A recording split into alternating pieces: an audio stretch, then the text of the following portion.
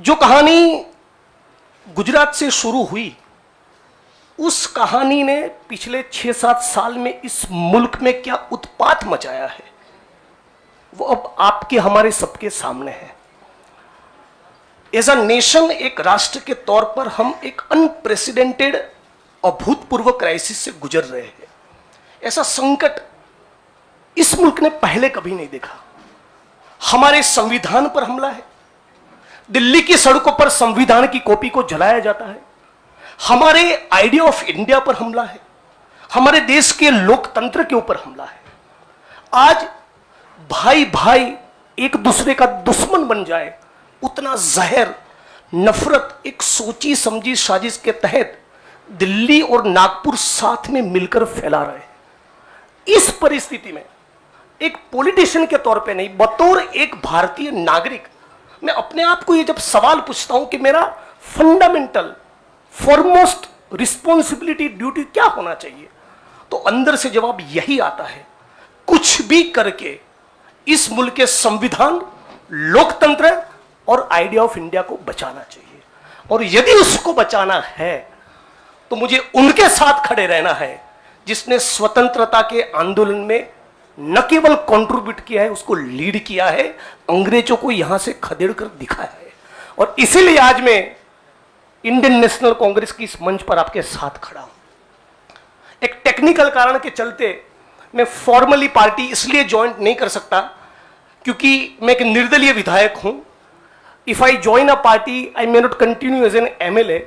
मेरी पार्टी के senior leader से बात हुई, मेरे मतक्षेत्र के साथियों से बात हुई, अपने आप से बात हुई, राहुल जी से बात हुई, तो मुझे लगा कि मैं इस विचार के साथ हूं ना, ये सबसे प्रमुख बात है। मैं इस मुहिम, मिशन और इस संघर्ष के साथ हूं, ये सबसे महत्वपूर्ण बात है। बाकी की फॉर्मेलिटी तो आने वाले महीनों में भी हो जाएगी। और राहुल जी ने भी कहा कि वो जो पर्चा भर के सदस्य लेने की बात है वो तो कल भी कर लेना, अभी अपने मत क्षेत्र के लोगों के साथ खड़े रहो। तो मैं फॉर्मली नहीं लेकिन इस विचार के साथ आज जुड़ चुका हूं और 22 का चुनाव में कांग्रेस के सिंबल से ही लड़ूंगा, उसके सारे कैंपेन्स का हिस्सा रहूंगा। और गुजरात के संदर्भ में आज साथी हार्दिक हमारे बीच में मौजूद है, तब कहना चाहता हूं कि आज राष्ट्रीय स्तर पे जो हो रहा है वो सब कुछ हम लोग गुजरात में देख चुके हैं, झेल चुके हैं।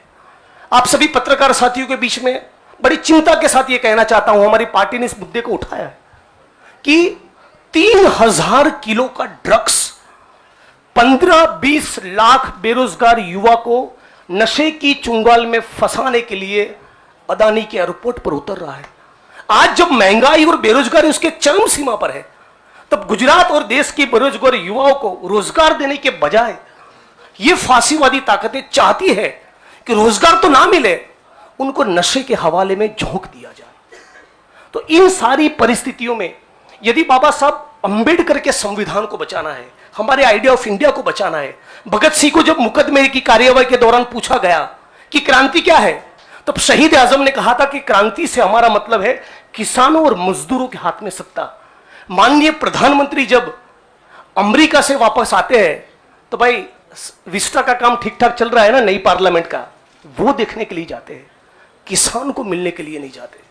तो किसान हो, मजदूर हो, दलित हो, आदिवासी हो, महिलाएं हो, सबके ऊपर एक जो अनप्रेसिडेंटेड हमला है, इसको रोकने के लिए मैं भारत की जनता को, भारत के 21 करोड़ दलितों को और सारे लाखों करोड़ों युवाओं को अपील करता हूं, सेंस ऑफ अर्जेंसी के साथ, अभी वक्त नहीं है, कूद पड़िए, एक नया आंदोलन छिड़ने वाला है। स्वतंत्रता के आंदोलन की जो रौनक थी, वो जो चार्म था, वो जो माहौल था, हमको वो क्रिएट करना पड़ेगा। यहां पर तमाम वो लोग जो सचमुच मानते कि देश को बचाना है, उन सभी को हम अपील करते हैं कि इस प्लेटफॉर्म के साथ जुड़िए। ये एक मिशन है और इसको मिशन की तरह लीजिए। और मुझे पूरी उम्मीद है, जैसे कि साथी कन्हैया ने बचाया, कि डेमोक्रेसी के हमारे इस मुल्क में बहुत डीप रूट्स है, पार्टी के भी डीप रूट्स है। तो साथ में मिलकर हम लोग लड़ेंगे, संघर्ष करेंगे और इस मुल्क को बचा पाएंगे। आप तमाम साथियों का मैं दोबारा स्वागत करता हूं और दोबारा इस प्लेटफॉर्म के माध्यम से पूरे देश की जनता को अपील करता हूं, सेंस ऑफ अर्जेंसी के साथ तुरंत जुड़िए। एक बहुत जबरदस्त माहौल हम लोगों को खड़ा करना चाहिए। मैं साथी हार्दिक, कन्हैया और दूसरे यंगस्टर्स के साथ पूरे देश में हम लोग जाएंगे और हजारों लाखों युवा इस प्लेटफॉर्म में जुड़े, आईएनसी के साथ जुड़े, कांग्रेस पक्ष के साथ जुड़े, इसके लिए लग जाएंगे। आप तमाम साथियों का